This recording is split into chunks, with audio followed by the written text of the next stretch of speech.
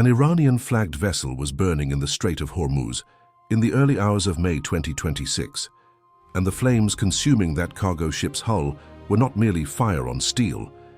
They were the first direct strike by the United States against a vessel linked to the Islamic Republic of Iran in waters that carry 21% of all the oil consumed on the planet. 10 Iranian sailors were dead, and the world was waking up to a line that, until that night, no American president since Jimmy Carter had ever crossed. The number was surgical, but the scale of what it represented could not fit inside any conventional headline. 10 dead, the equivalent of the minimum operating crew of a mid-sized cargo vessel, eliminated in under 90 seconds of engagement, according to initial reports attributed to sources within United States Central Command. 90 seconds, the time it takes a radio announcer to read a commercial break. In that interval, the dynamic between Washington and Tehran had been altered in a way that no round of diplomatic negotiation would easily reverse. And the central paradox of this crisis lay precisely in the object burning in those waters. It was not a warship. It carried no cruise missiles, no Shahed drones in its holds, at least not officially. According to maritime tracking records compiled by Lloyd's List analysts, it was a commercial cargo ship, registered under the Iranian flag, operating on a route between Bandar Abbas and a Yemeni port that Western intelligence services had identified over the preceding 18 months as a Houthi logistics corridor. Washington claimed the vessel was carrying components for short-range ballistic missiles. Tehran insisted the cargo was humanitarian aid. The truth, like nearly everything in the Strait of Hormuz, sailed in murky waters somewhere between the two accounts. But the real impact of this operation stretched far beyond the numbers on the battlefield. Consider what this figure actually means in practice. The Strait of Hormuz is a corridor roughly 54 kilometers wide at its narrowest point, less than the distance from downtown São Paulo to Guarulhos Airport, through which approximately 17 million barrels of oil pass every single day. In the first 6 hours after the attack was confirmed, Brent crude jumped $12, crossing the $123 mark, its highest level since the European energy crisis of 2022. Maritime insurers at Lloyd's of London raised the risk premium for navigation through the strait by 300%, a cost that fell not on governments or militaries, but on every consumer who filled a gas tank, turned on an air conditioner, or bought any product shipped by sea anywhere in the world. The equation had changed. Step back for a moment and look at the full picture. The American decision to directly engage an Iranian vessel did not emerge from a vacuum. In the 12 preceding months, the Houthis, the Yemeni armed group, financed, trained, and supplied by Iran, had attacked more than 130 commercial vessels in the Red Sea and the Gulf of Aden, according to data compiled by the United Kingdom's Maritime Trade Operations Center. Those attacks had forced the world's largest shipping companies, Maersk, MSC, Hapag-Lloyd, to reroute their vessels around the Cape of Good Hope at the southern tip of Africa, adding between 10 and 14 days to each voyage, and a cost the International Monetary Fund estimated at approximately $115 billion annually to global trade. Washington had responded with Operation Prosperity Guardian, intercepting Houthi drones and missiles in the air and at sea, but never, until that early morning, had it struck directly at the Iranian supply chain feeding those attacks. The burning vessel was the first time the United States had aimed not at the arm doing the firing, but at the artery sustaining it. And here was the paradox that the planners had not calculated, or more precisely, had calculated and chosen to accept. By striking the Iranian logistics chain directly, Washington signaled to Tehran that the cost of supplying the Houthis had risen exponentially.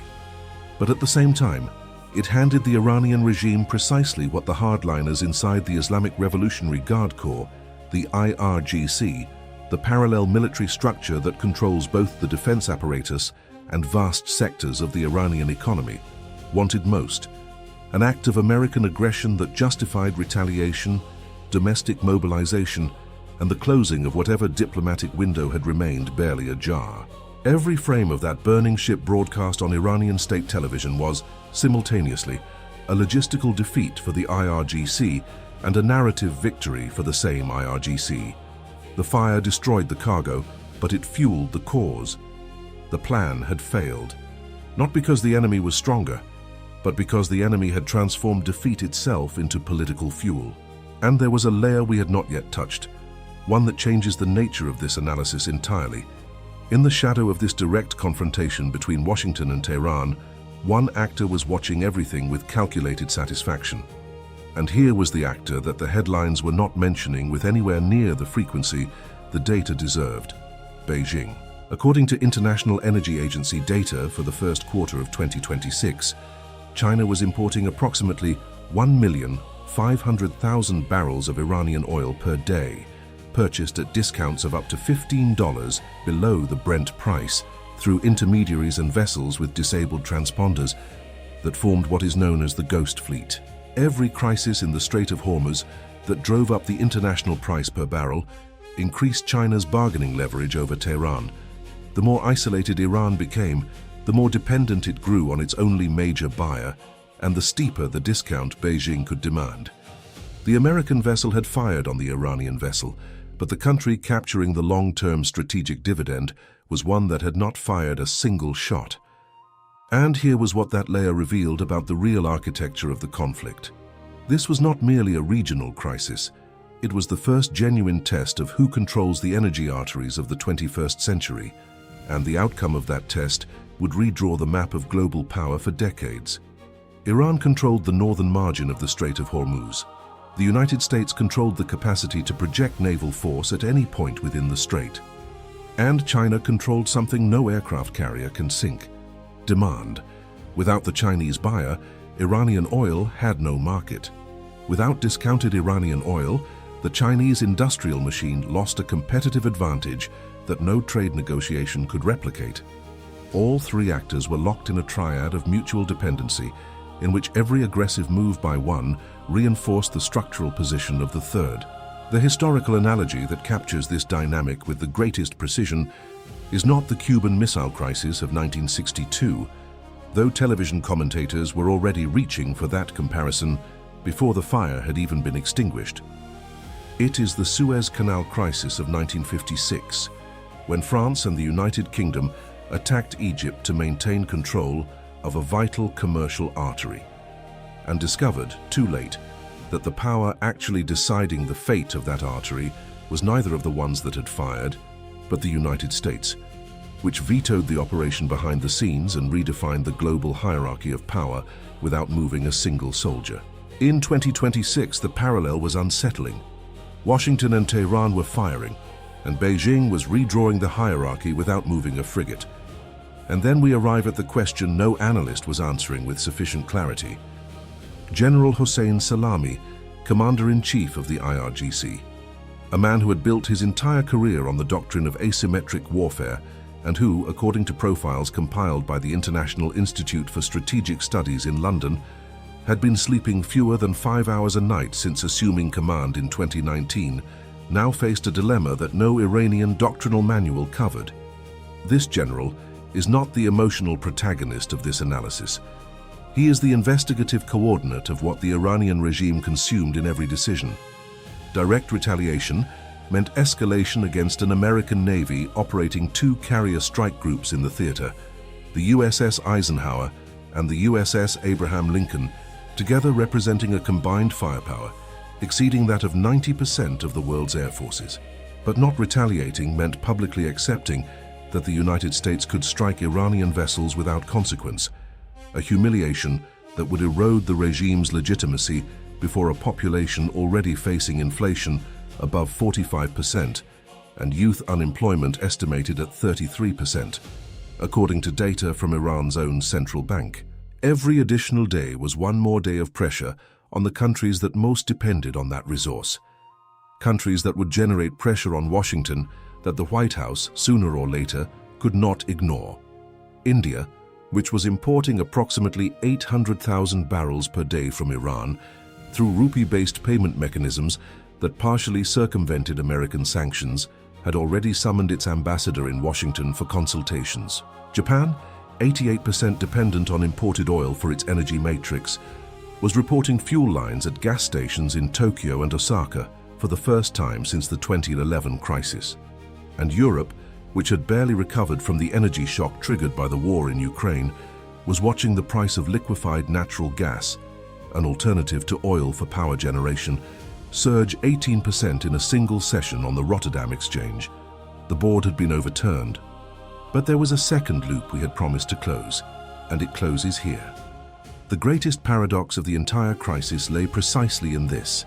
The weapon Washington had deployed to strangle the Houthi logistics chain was, at that very moment, generating the exact maritime chaos the Houthis had been seeking to provoke. In the 3 days following the strike, 14 tankers logged course changes to avoid the Strait of Hormuz, according to data from the Marine Traffic Vessel Tracking Service. Insurance premiums for passage through the strait reached levels that made it economically unviable for mid-size carriers to operate on the route. The practical effect was identical to a successful Houthi blockade, except this time it had been caused not by the Yemeni armed group, but by the American response to the Yemeni armed group. Washington had struck the Iranian artery and, in doing so, had partially obstructed the very artery it was trying to protect.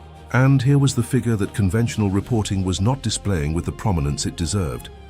The estimated cost of the American strike, a single long-range anti-ship missile, the El Razm, valued at approximately $3,500,000, had triggered within the first 72 hours a global economic impact that analysts at J.P. Morgan estimated at between $8 and $12 billion in additional freight costs, insurance expenses, and energy market volatility.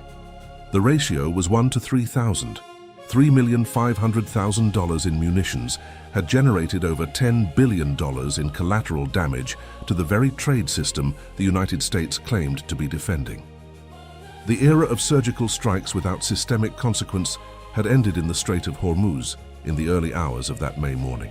What was burning in those waters was not merely an Iranian cargo vessel with 10 dead crew members. It was the entire model of asymmetric containment Washington had operated in the Persian Gulf since 1988.